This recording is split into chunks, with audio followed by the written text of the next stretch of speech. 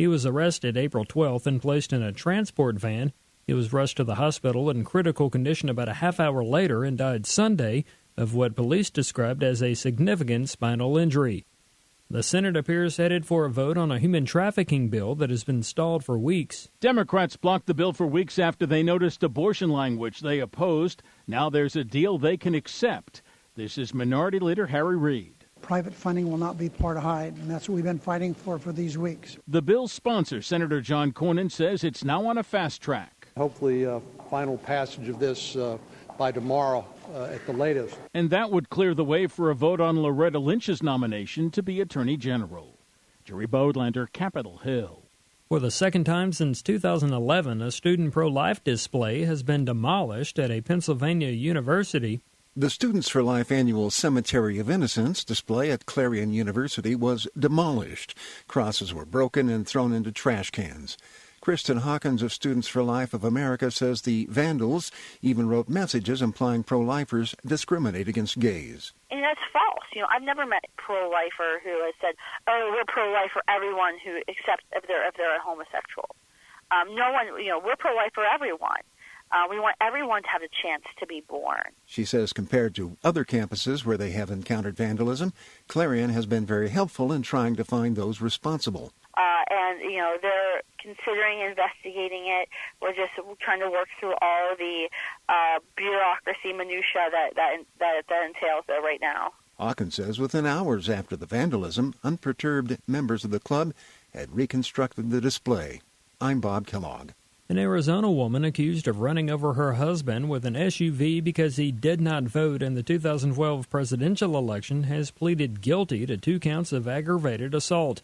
Holly Nicole Solomon of Mesa, Arizona, will be sentenced on May 21st. Solomon told police she was trying to scare her husband by stopping the vehicle close to him, but she accidentally stepped on the accelerator and struck him. Her husband suffered a fractured pelvis. Houston voters are looking to a higher court to claim their right to petition the government. When Houston's Mayor Annise Parker pushed through an anti-discrimination ordinance providing special rights and benefits for homosexuals and transgender, a petition drive was launched garnering over 50,000 of the 17,000-plus needed signatures. Then City Attorney David Feldman kicked out enough signatures to disqualify the election, and petition backers sued. Judge Robert Schaefer has ruled proponents were a little over 500 signatures short. Pastor Dave Welch of the Texas Pastors Council is disappointed, but not entirely surprised. We were hoping he would obviously rule correctly according to the law, but it appears that he just essentially catered to his political base, and he was endorsed and supported by the LGBT political caucus here locally as well. Attorneys believe Judge Schaefer made a number of errors. An example, Schaefer bound signatures because he couldn't decipher them. Unlike the Voting Rights Act and the state law of Texas, that your signature is your mark, and that person signing before a notary and swearing to that statement is all that's necessary. He said, if I can't read it or I don't think I can read it, I'm throwing it out. And that ruling alone accounted for 5,000 signatures. Attorneys for the petition to repeal the law will file before the Court of Appeals and may try to expedite it by going directly to the state Supreme Court. I'm Charlie Butts. And stocks ended mostly lower Tuesday after big companies turned in a mixed batch of earnings results. The Dow slipped 85 points while the S&P skid 3. The Nasdaq rose 19 points. For more news and information, visit onenewsnow.com or the One News Now app. We need your support to keep First Amendment Radio on the air. Subscribe today at $15 per month and request your choice of The Rapture Will Be Canceled or The Last Prophecy, paperback editions. Request both when you subscribe at $25 or more per month. These titles are also available at the FirstAmendmentRadio.com shopping page. Order them today. Your support is indispensable to First Amendment Radio. Thank you. Hear it first on FirstAmendmentRadio.com and FirstAmendmentRadio.net.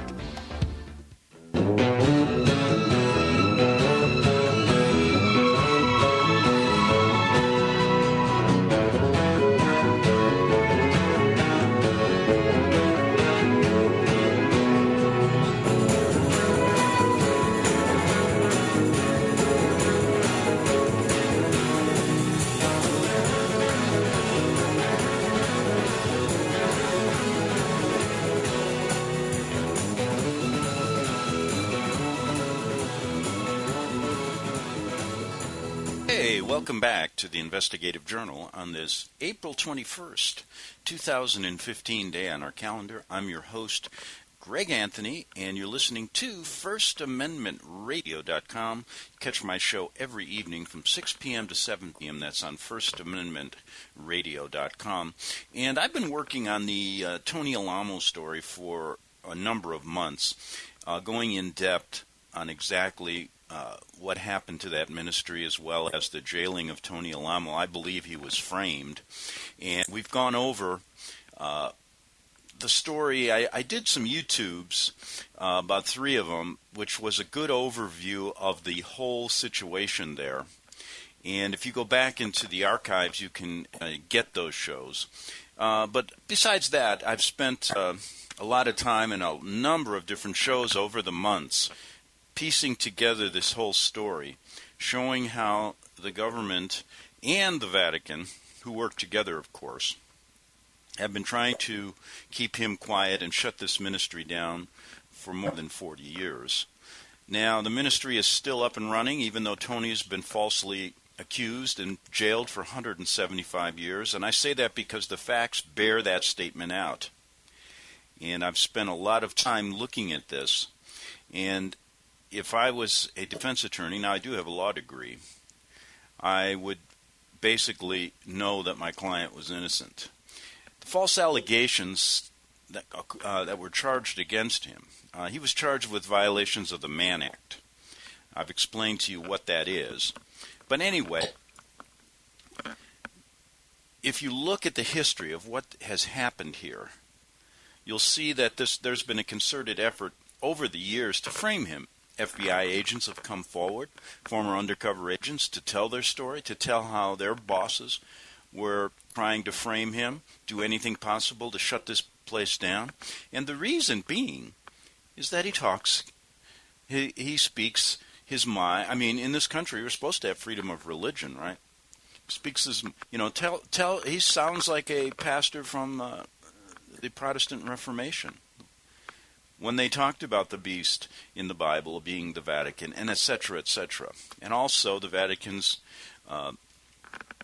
interest, along with the Jesuit order, in taking apart a country, and taking apart many countries through infiltration, basically to bring power, money, and control to the Pope and the government leaders who work together. Now, on this YouTube video, a woman named Betsy Smith sent me some information. She wrote some comments and sent them to me and then put them up there. So I thought I'd read them to you. And this was on one of the YouTube videos I did on the Alamo ministry. And she said, "This is amazing, but frightening true story of how the Vatican Jesuits, behind the scenes as usual, work with its U.S. agencies, the FBI, the Arkansas State Police, the Arkansas Department of Human Services, Arkansas Magistrate Barry Bryant, Arkansas Judge Harry Barnes, Arkansas Judge Kirk Johnson, Arkansas Judge Joe Griffin, Arkansas Judge Jim Hudson, deceased, FBI Agent Randall Harris, Arkansas State Police Chief John Bishop." In other words, all of the Dixie Mafia, the U.S. Department of Justice, Mary Helen Mitchell, and many others, as well as many turncoat attorneys who all colluded, usurping the constitutional rights of the parents of the children who were kidnapped from this ministry, and imprisoning Pastor Alamo after a contrived and manipulated trial. As happened in Waco, nothing was done in the interest of the children or a fair trial, but it was done to silence Pastor Alamo and to destroy his Bible-believing, Vatican-exposing church. She also said that Tanya Griffin of Bryant, Arkansas, this is her words to me, is the foster parent and deprogrammer who worked with Randall Harris of the FBI, and to whom the Arkansas court system gave several of the kidnapped Alamo ministry children.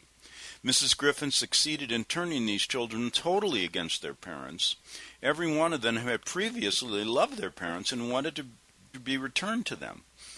None of them hated their parents until they started living with Tanya Griffin. Now most of these children have have become fornicators before age 18, and one girl became pregnant while still living with Mrs. Griffin. There is no justice in the Arkansas court system, but there is a God of judgment, and he is the final say. Okay, so just to recap.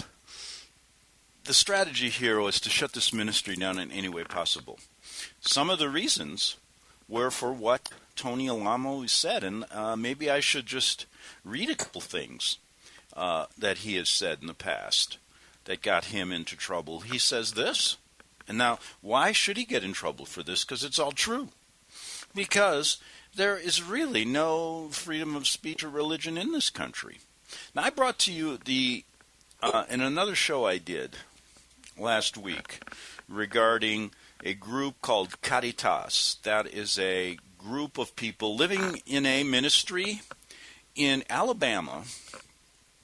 And what they do is they promote the Medjugorje Mother Mary hoax, and they collect a lot of money for it, and they worship in the sense where they worship the traditions of the Catholic Church. Now, I don't care what they do as far as that is concerned, but I do care when they start bilking people out of money, and that's exactly what Phil Kronzer, who's been on my show, had told us, and how this is a hoax, how Medjugorje and these Mother Mary apparitions are a hoax, how they're not true, and basically how people, profit off that. Now, the Vatican profits big time off of all of these Mother Mary apparitions. But this group, this Caritas group, they're allowed to continue doing whatever they want in Alabama because that's what the Pope, they're loyal to the Pope, right? But if you have a Christian ministry where you talk about the evils of Rome, just like the Protestant ministers and just like Christians did during the Protestant Reformation to save their lives, then you are a target. And Rome works together with the agencies, just over a few that Betsy Smith just told you about. Those are just a few. Add that, times that by 50 states. Now, Rome, here's what Tony said. Rome has always claimed temporal power and desired to rule over kings and princes of the earth. In order to accomplish this end, she has left no means unused to obtain wealth and to influence politicians. Rome uses its influence over politicians to create war and rumors of war by creating disasters through the action of people who do not appear to be connected to the mother of harlots. She who masterminds the abominations and instructs politicians to do such evil. And that's stated in Revelation 17:5. These truthful statements have been made for centuries by millions of Roman Catholic defectors, including priests, nuns, and laity, from what they call the wicked and demonic Roman Catholic Church. Vatican. The media, press, and the propagandists always exalt Rome and its unscriptural religion, which God in His Word says He hates. The Bible in Daniel says that this fourth and last secular kingdom of the world is the kingdom of Christ, shall soon destroy by His powerful word, preached in the Spirit by the members of His body, His church. It is in vain that the world system, Satan's world kingdom, verbally tears to pieces the testimony of God, of His word, of those in heaven, and of His children with its blasphemous lying words. When Christ was in the world, He said, He overpowered this unholy spirit. When God in Christ is alive and working in us, we also have the same power and domination over sin. Satan, the flesh, the world, death, hell, and the grave. Satan is a defeated foe and cannot in any way prevent us from entering an eternal kingdom with God, which we already possess by having God's Spirit in Christ mingled with ours. God's anger is now kindled against Satan's world system. He, according to His word, shall soon tear them to pieces and destroy them.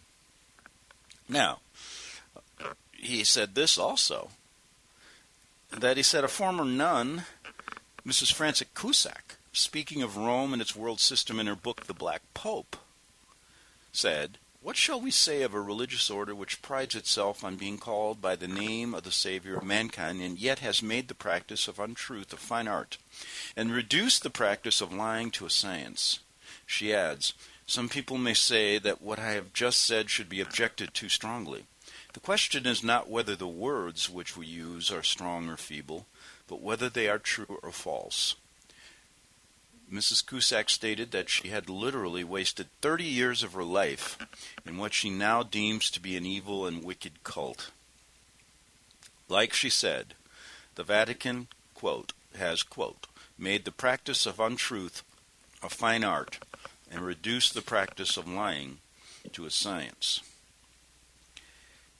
No truer words were ever spoken, Mrs. Cusack, and I'm glad Tony brought those to you, and you can just gather that these are just some of the things that he has said that basically put him on the Vatican's hit list. And take it from this reporter who's been covering these kind of stories for over 20 years. And I tell you, it is people who speak up and have a very, for example, Tony Lamo's ministry was quite successful. Many people were listening to him. He would send out tracts all over. His ministry still sends out tracts, even though he's falsely accused and in jail right now. They're still sending,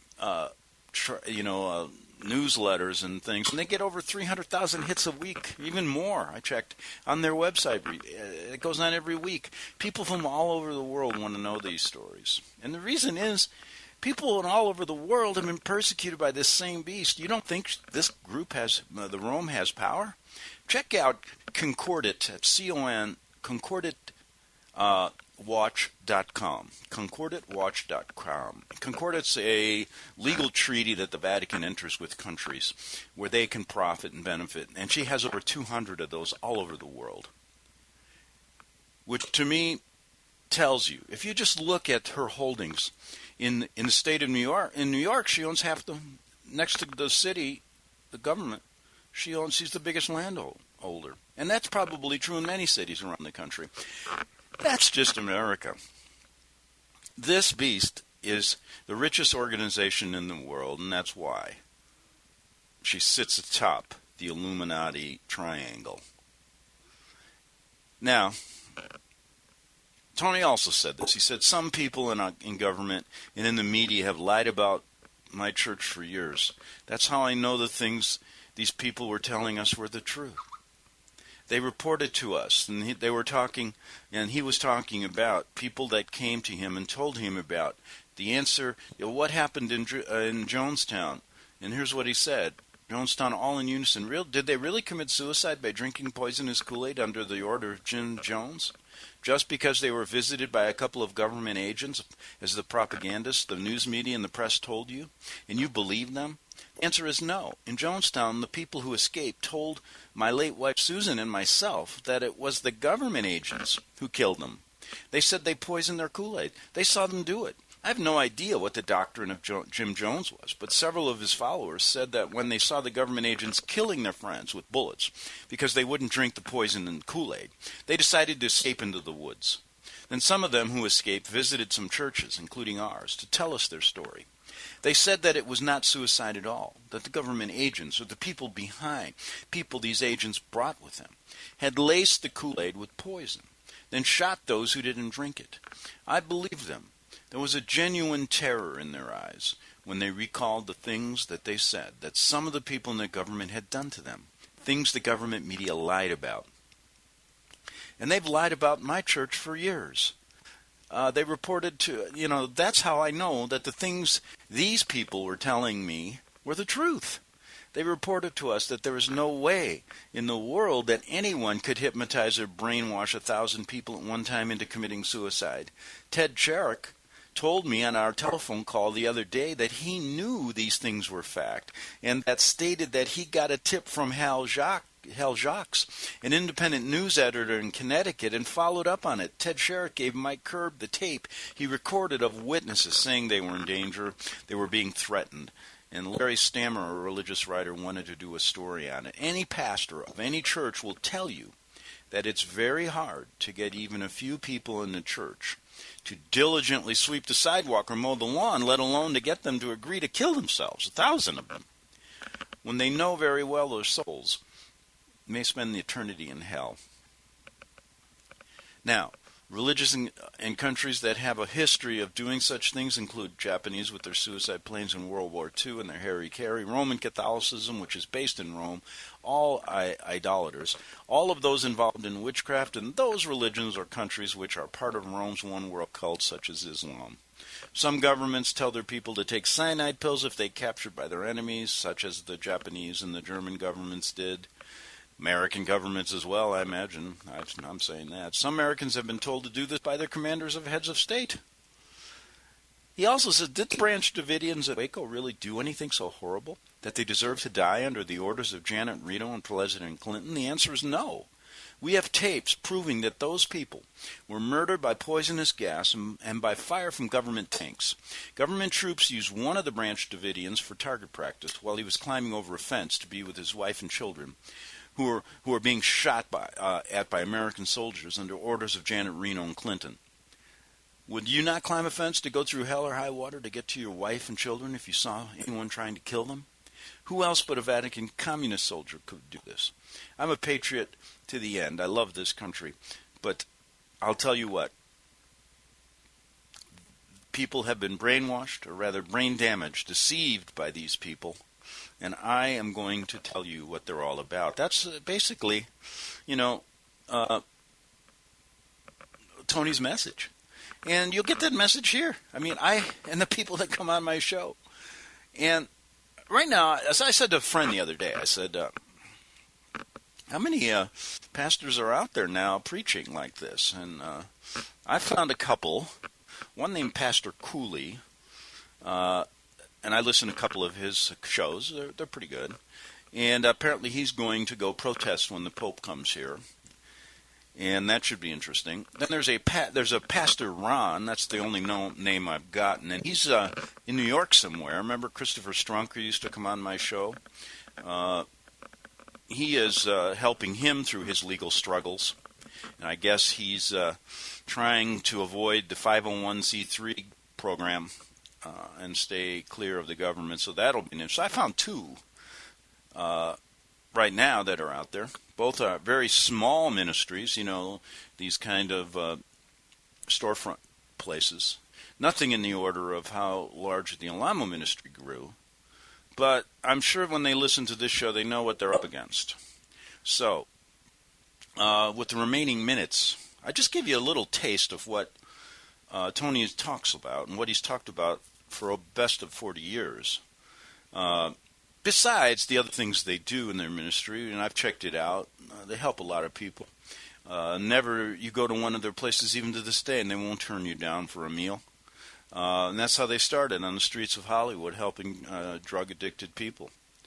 And so over the years, can you just imagine if with he's got 3 or 4 huge churches all over the country, how many people walk through those doors, and can you expect that all of them are going to be saints? Well, for years, the government has tried to infiltrate them. They've sent infiltrators in. I know that for a fact. I've talked to some who have been told to go in there and infiltrate this ministry and get them to do things that are illegal so we can get him out of the picture. One, they wanted to get Alamo out of the picture so he doesn't criticize the Vatican, and his followers would then disperse. But here's what happened. So what they had to do then is when they finally, in 2008, after they had tried many times and also put him in jail once before for tax evasion, and that was a bogus. We've dealt with that. He was in jail, I believe, 4 years for that. And that, to me, has always been kind of a warning what the Vatican does and what our government does. And I find that this is standard operating procedure. I've been doing a story about Tupper Saucy as well. Oh, by the way, I'm writing a screenplay about Tony Alamo, about halfway through, as well as Tupper Saucy. And they're similar. They both were speaking up against the Vatican. Tupper's book, The Rulers of Evil, is one you should get. The Rulers of Evil by Tupper Saucy. But they charged him with bogus IRS charges. And the reason they do that is to give you a warning. And they gave Tony a warning. They said, listen, we put you in jail for 4 years. You shut up now, then we'll leave you alone. But he didn't. He even talked even more. And so they had to come at him again and again and again. So finally in 2008, they raid the ministry. This is it. They've had enough of him. They've got to get rid of him. He wasn't even there in Falk, Arkansas. So they took all the children into custody, kids 4 or 5 years old playing on the swings. They found nothing there. They came in with their guns blazing. Thank God no one got shot. And then the judge the next day puts out a APB, all points bulletin. Go after all the Alamo children in every one of their churches. But they don't call them churches like they do the Vatican. No, they call them cults or compounds or whatever. When the real cult is over in Rome. And I'll tell you why, because I lived there. And I watched these people. I learned by watching what they were doing in Rome close hand in the 80s. And it just flipped my world around. And I've said, well, at that point, they can't be doing this here. This is America, the land of the free and the home of the brave. I still believed in some of that stuff.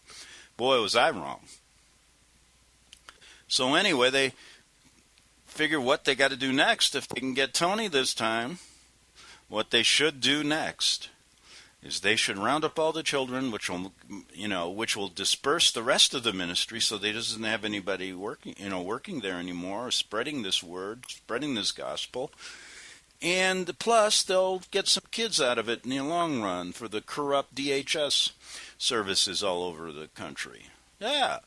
So then they start taking, parents start running for the hills, some to protect their children. Others stood strong. Their kids were taken away from them. Others were coerced. The FBI tries to go to some of these parents and get them to testify a lie about Tony so we can put him away. And then you'll get your children back, they said. Oh, so if you lie, we'll get your children, but if you don't, you're not going to get them. And so a couple parents said, no, I can't lie. He's never done anything in the last 35 or 40 years. He's not a child abuser like you say. And so they tried to disperse it that way, and still in 2015, those children haven't seen. I've talked to parents who had 6 kids taken. They haven't seen them. So guess what? The next step, after you try, the ministry's still rolling along. It's of course been deflated a bit. What else can you say? There are still people there that are getting the message out, and it's an incredible message that needs to be gotten out. So the government figures they can do that. Let's break it up that way. The next step is to take all their land, steal all their property. All their holdings in California, Arkansas, and other places. And they're busily doing that through civil lawsuits. And that is going on right now. And I'll get into that portion of the case next week. I've got to gather some information on that. But there's already been a judgment of $500 and some million against this ministry in Arkansas, the largest civil judgment in the state history. Now that should go against the Vatican. Imagine if they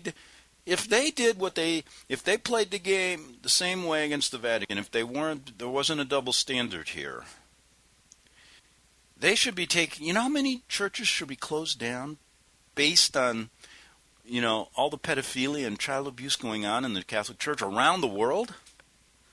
But that's overlooked. Why? Because the Pope is the boss, basically. I don't know. What's wrong with saying it that way? Make it simple. Why did they kiss his ring all the time? Tell me that now. Oh, if you really look into this story, you will understand that all roads lead to Rome. I'll be back in 3 minutes on the Investigative Journal. Hear it first on FirstAmendmentRadio.com and FirstAmendmentRadio.net. Visit crosstheborder.org, CROSS, crosstheborder.org, to get your print, EPUB, or PDF version of the book, The Rapture Will Be Canceled. That's crosstheborder.org. I know you all want answers, and believe me, so do I, and I'll do my best to get them. Despite Nicolas Cage's promise to do his best to get left behind rapture answers for us, don't hold your breath. Not everyone believes Left Behind is true prophecy. Some may even regard as conspiratorial the mainstream re-release of the Left Behind movie with actor Nicolas Cage portraying the main character as an attempt to further reinforce in the minds of all this perception of false prophecy. In order to condition the masses for the play about to begin. If you want true Bible prophecy answers, get the book, The Rapture Will Be Canceled. The author exposes the Latin rapture origin, the 7-year tribulation deception, true Bible revelation of Daniel's 70 weeks, the abomination of desolation, the restrainer, America in the Revelation, the image of the beast and the mark of the beast, and the truth about God's chosen people, and so much more about Bible prophecy. This book will shatter the left-behind paradigm of future events. Get the book, The Rapture Will Be Canceled. Visit crosstheborder.org, CROSS, crosstheborder.org, to get your print, EPUB, or PDF version of the book, The Rapture Will Be Canceled. That's crosstheborder.org. Gold and silver is tremendously undervalued. Global demand vastly exceeds mine supply by more than 60% annually. There is little in the financial world more certain than a coming explosion in the prices of gold and silver. The U.S. dollar continues to lose value and respect as the world's reserve currency. Our nation faces challenges on many fronts, and a day doesn't pass without another economist bringing forth warnings of impending economic calamity. There has never been a better time than right now to acquire physical gold and silver. Discount Gold and Silver Trading was founded on the principles of truth and honesty. We believe in providing a quality product, quality service, and most importantly, competitive pricing. We provide all forms of precious metals, including American gold, silver, platinum, and rare investment and circulated coins. Silver bars, rounds, and 90% silver bags are on hand for the silver investor. Gold self-directed IRAs are available. Call Discount Gold and Silver Trading at 1-800-375-4188. Toll free, that's 1-800-375-4188. Okay, we're back on the Investigative Journal. Let's finish up this half hour, continue on with this incredible story about what the Vatican-led New World Order has done to the Alamo ministry, and Tony Alamo, who sits in jail and falsely accused with a 175-year jail sentence. And when you see, I'm going to go over a couple things today regarding some of the false accusations that were made against him, and some of those even there were like 4 or 5 girls that testified against him. You'll find that they were basically coerced by the FBI and other authorities in the DHS there, and some have even recanted what they said. But it's not good enough. Look, when you see what happened in that court case, which I've gone over before, it's worse than a kangaroo court. And I, as a law student, don't know it all by any means, but I am just appalled when you look at some of the rulings that were made in this case, and the flimsy evidence, and the coercion, and all of the evidence that was not allowed in for the defense. And that led me to believe, and Tony got rid of some of his early lawyers, were they working with the prosecutors, or were they trying to defend him? That's a good question. Well, anyway, I'll get into a little bit of that at the after I finish a couple things here, and a couple more things that Tony has said. I'd like you to listen to, and then we'll get into some of that, and then maybe continue on with that tomorrow. But a half hour goes by quickly sometimes. And listen, if you want to get the rest of these shows, that I've done a number of these shows on the Alamo ministry and other people that have, of course, been persecuted by Rome.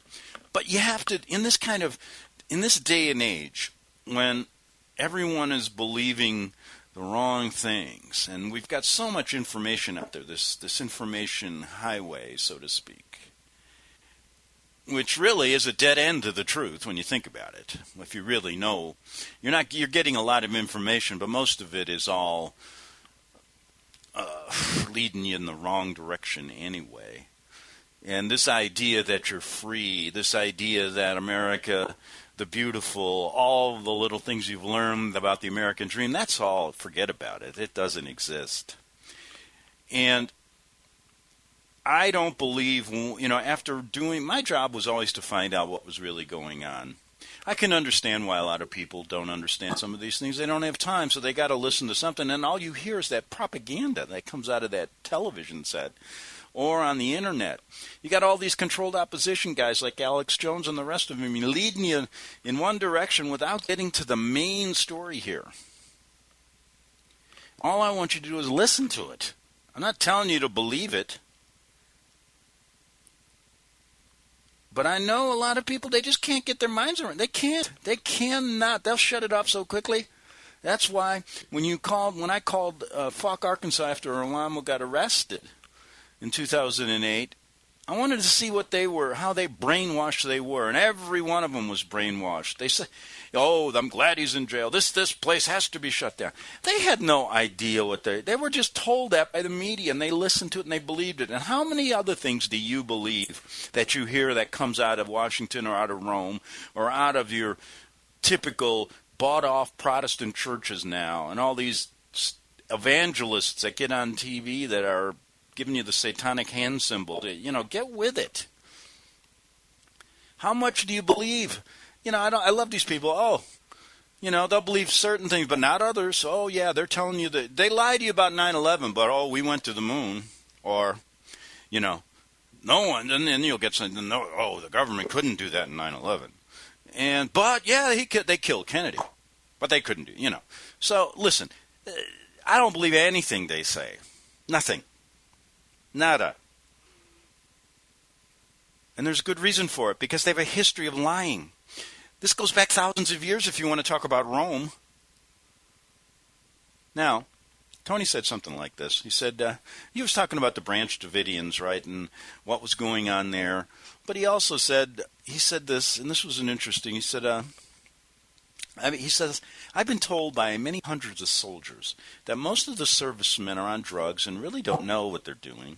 Some of them have told me they feel that they are being sent into battle to be killed, to diminish America of its manpower so that China, Russia, and some other Pope-controlled country can invade the United States.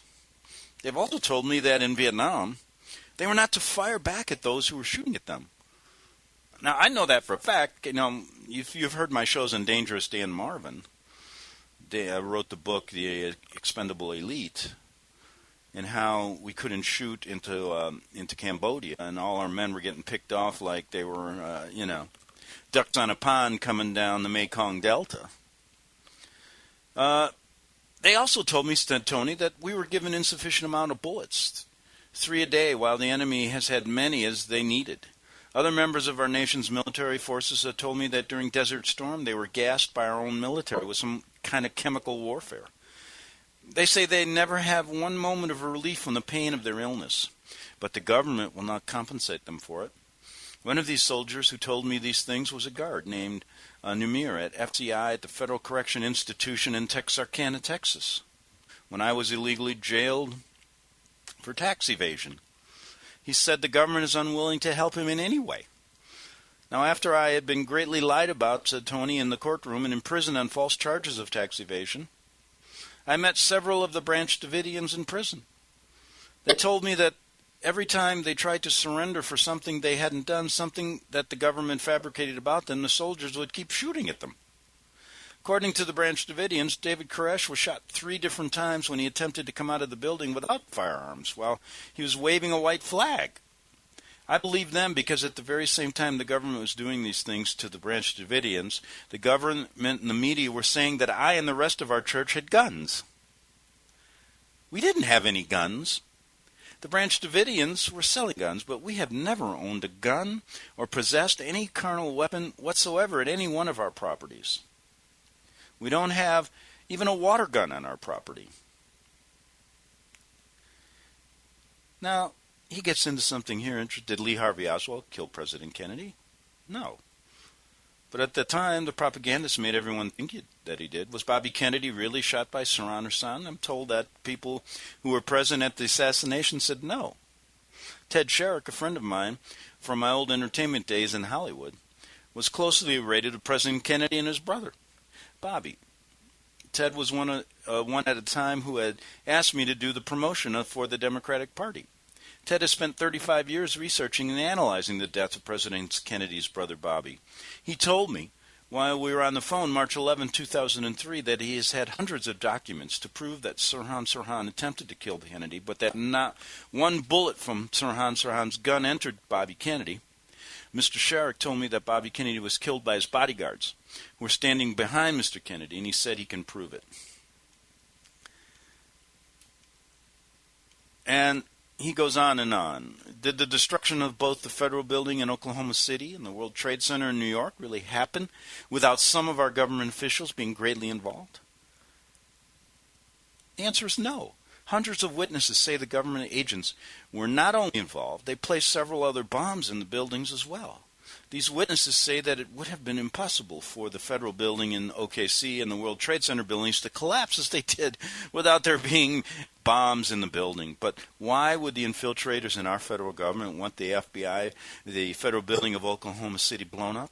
I'm told that many eyewitnesses have reported to the Freedom Network News and Strategic Investment newsletter that it was because evidence pertaining to both Waco, Texas, and Mena, Arkansas had been stored there. If this is true, then it is clear that some of Rome's Vatican saboteurs in our government didn't want even one shred of evidence that pointed to them to be known, even if it meant blowing those 169 men, women, and children to pieces. I'm told by many sources that many eyewitnesses told these things to the FBI. These witnesses stated that the FBI said they would kill them if they ever told anyone else the things that they had been told. These grieving, pitiful people apparently believed that they would find some sympathy and some retaliation against those who killed their wives, their children, and their husbands. What a rude, crude, and sad awakening for the families of the victims to realize that their fellow government co-workers are saboteurs.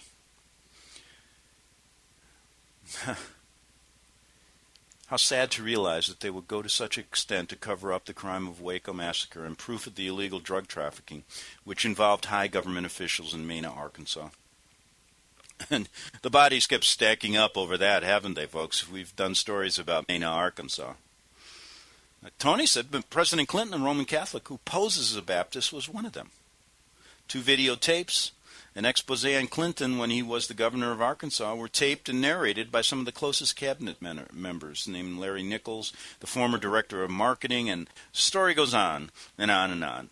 And what he says here is, he says, there are billions of people, said Tony, of deceived people in the world, and they are dangerous because they've been brain damaged by this system, by the Vatican system. If you're a member of Christ's real body, of his church, not the Vatican, then surely you must know that the only way we have superiority over them is Christ and his word. We are not allowed to fight them carnally. I don't propose revolt. Besides, what good would it do? They are far more than the hairs on, they are no more important than the hairs on all of our heads. There is only one way to fight them, and that is to call on God.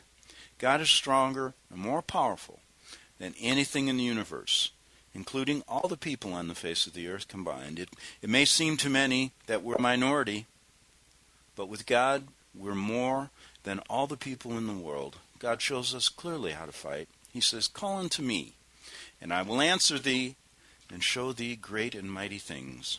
And that's in Jeremiah 33, verse 3. So, what I wanted to do for the final minutes here, how much time do I have? Well, I got a little bit of time. I want to go to, at the end here, we find that Tony Alamo was charged with the violations of the Mann Act. When you look at the accusers, there were 4 or 5 girls, and each one of them had been counseled, had been coerced, had been taken into basically custody, promised many gifts and things to get them to testify against Tony, as well as many people that have come forward that I've talked about, that the government had hounded for years to try to get them to lie. I've even got a couple of the parents who were losing their children in child custody cases tell me that they were told by the FBI agent, I believe it was Randall Harris, or one of those guys, it was him, I believe, that if you play ball with us and help us convict Tony Alamo and tell us, you'll have your daughter back tomorrow. They refused. They couldn't lie. They said, I've known him for 45 years. I can't lie. And they lost their children. Now, one of the people that testified,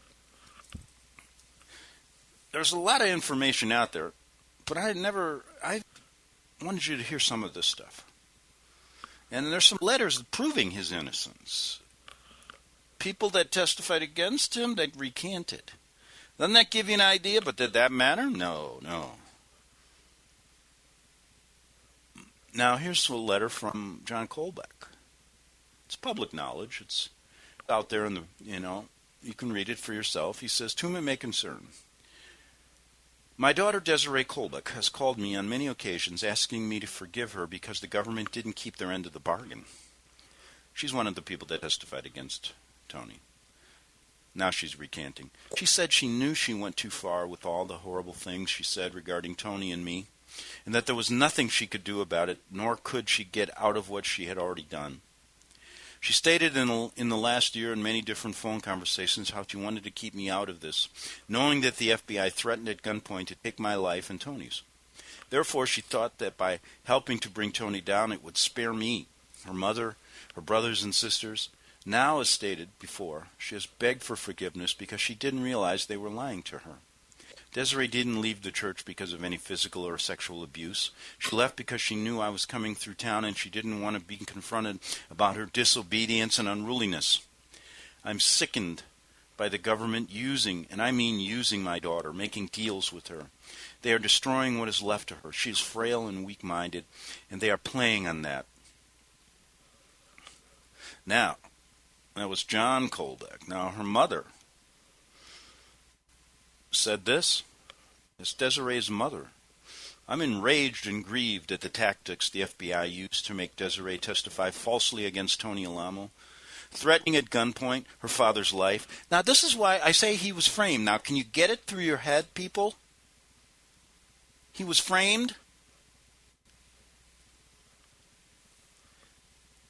They threatened at gunpoint her father's life along with Tony Alamo's and hanging her family, her mother, brothers, and sisters over her head, knowing she would do anything she could to protect us. This was confirmed in conversations she had with her dad, as well as on the stand during Pastor Alamo's trial. Evidence was brought out that Desiree had spoken with the FBI over 80 times. When I heard that, I was not at all amazed, knowing Desiree. I am sure such frequent phone conversations were imperative in coercing her to testify against Tony.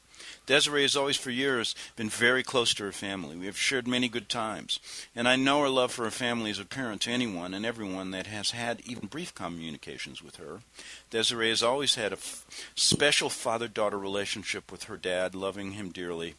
She believes in going along with the FBI, she could save her dad's life, knowing the FBI agents and U.S. Marshals already threatened her dad, that if he continued to go to Tony Alamo's church, they would fill him with bullet holes.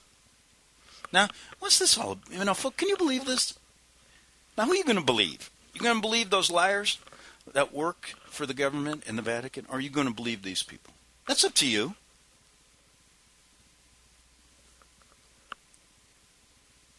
And they said they were going to fill him full of bullet holes like they were going to do to Tony, too.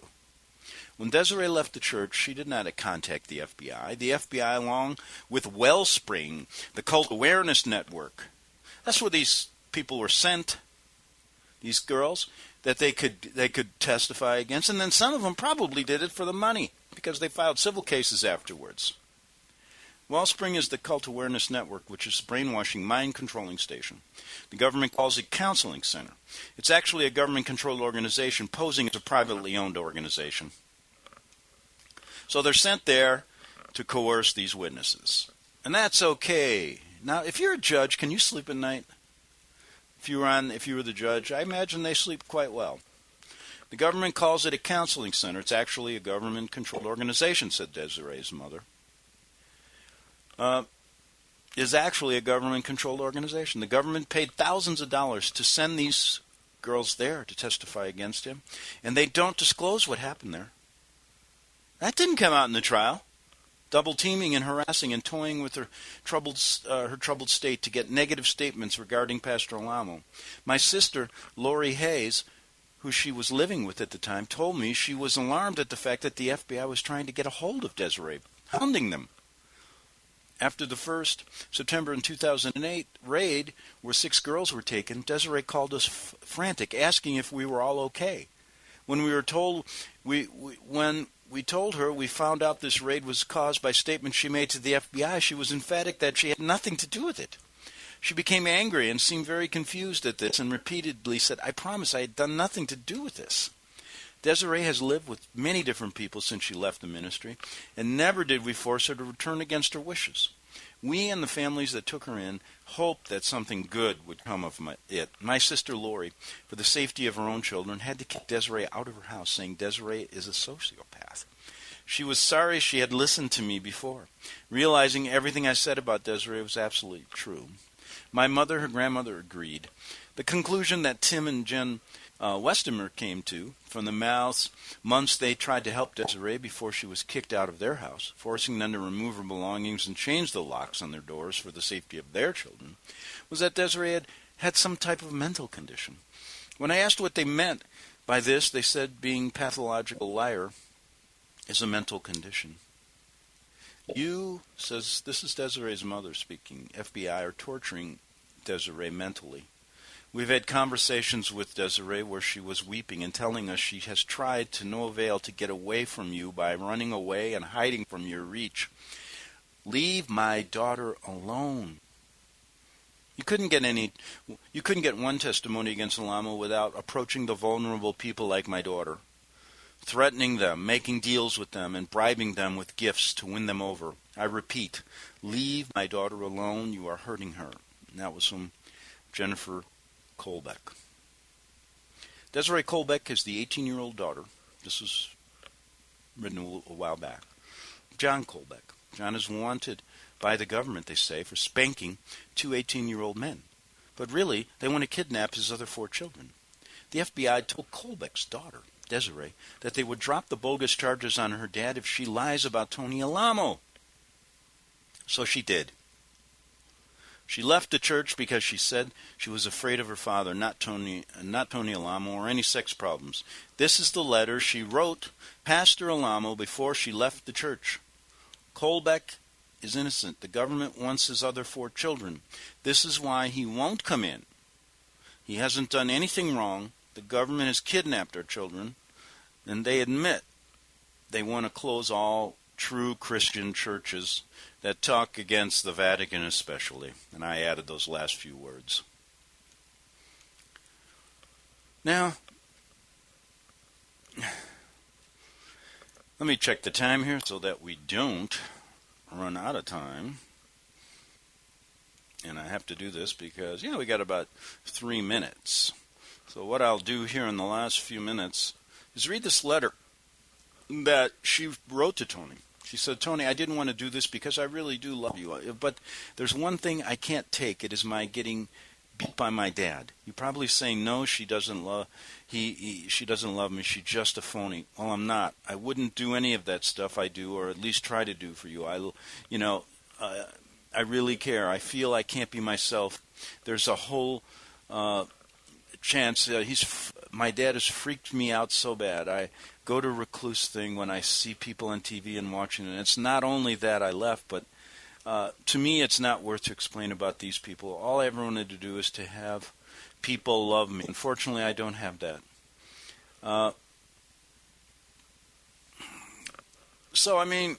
There is really somebody that was coerced to testify against him. And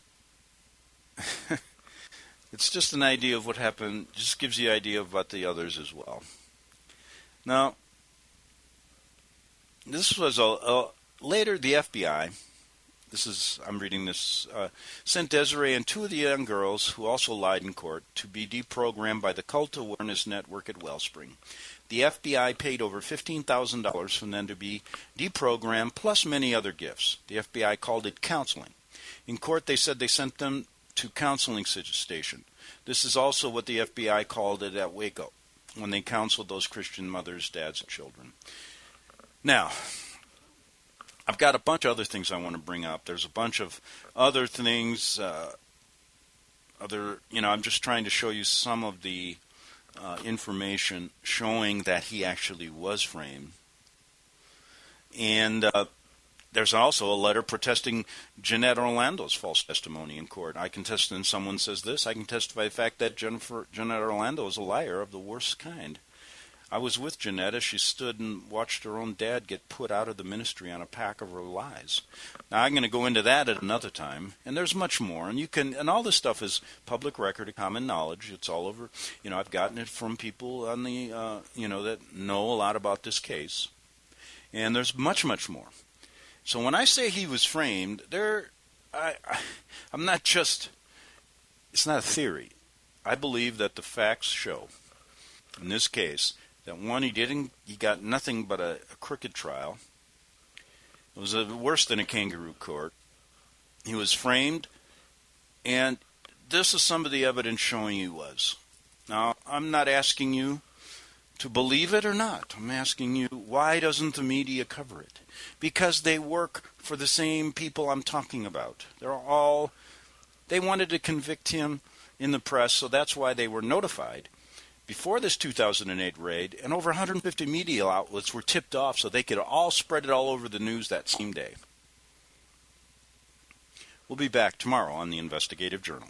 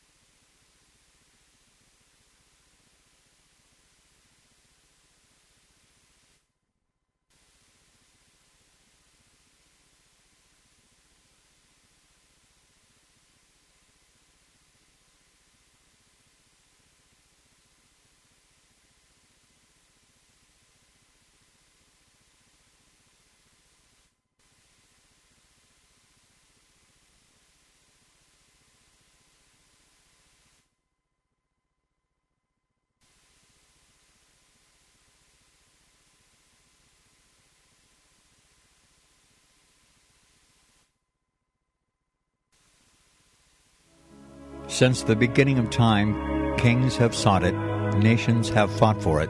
It has been traded, it has been borrowed, it has been purchased, it has been stolen. There's a reason for it. To secure the blessings of liberty to ourselves and to our posterity. Invest with the security of gold and silver. Call Discount Gold and Silver Trading at 1-800-375-4188 or visit discountgoldandsilvertrading.net. Listen to Financial Survival with your host, Melody Cedarstrom, right here on FirstAmendmentRadio.com at 4 p.m. Eastern or 1 p.m. Pacific Time. Visit discountgoldandsilvertrading.net or call Discount Gold and Silver Trading at 1-800-375-4188. Toll free, 1-800-375-4188.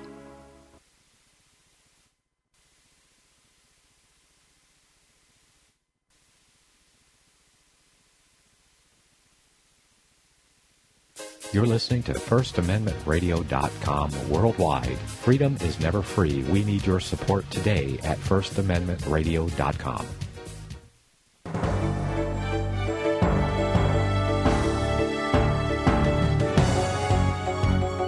American Family News, I'm Chris Woodward. The nearly month-long campaign of airstrikes against rebels in Yemen will apparently be scaled down. The coalition targeting the rebels is being held by Saudi Arabia. A spokesman says the first phase of the effort is over.